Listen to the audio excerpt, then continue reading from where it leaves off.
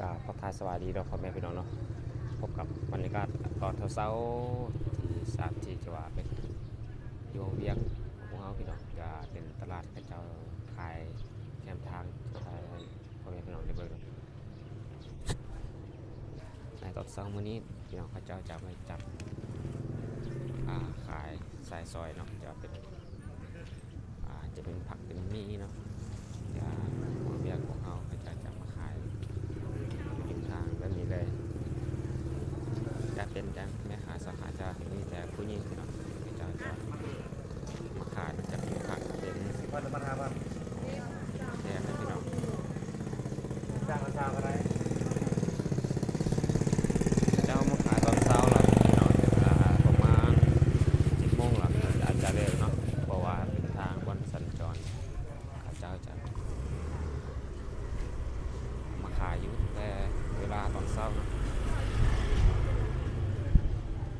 คนจะมาจับขายสายซอยกระไรพี่น้องเป็นผู้ว่าสูงอายุเจ้ามาขายในมื้อนี้พี่น้อง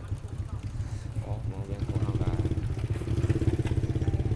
ค่อนข้างจะเย็นนะพี่น้องเพราะว่าในตอนเช้าเนาะในมือมีลมพัดมาเนาะว่าเย็นนี่พี่น้อง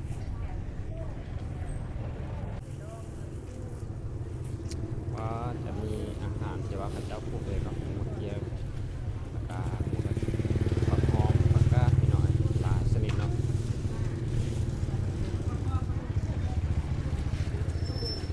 มีอาหารแต่เป็นบ้านของพวกเราที่จะมาขายในเส้นทาง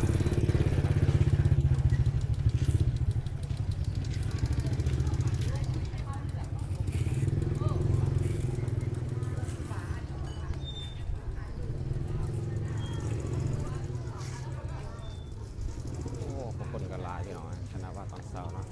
ได้เห็นแต่แม่ค้าที่ว่ามาจับจองเที่ยววันนั้นเดี๋ยวเขาจะน้อยนี่ก็ประมาณ30 นาทีเขาเจ้าจะมาซื้อเครื่องนะครับพวกคนขายจะหลายแอดเลยตอนนี้เพราะว่าเขาหาก็มาว่างจับจองเที่ยววันขายวันนั้นของขายลาวนะ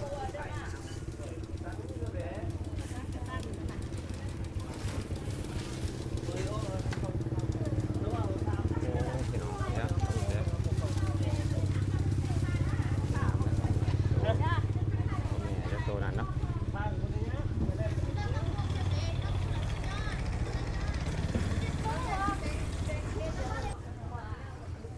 ประกาศแบบว่าธรรมศาสตร์พี่น้อง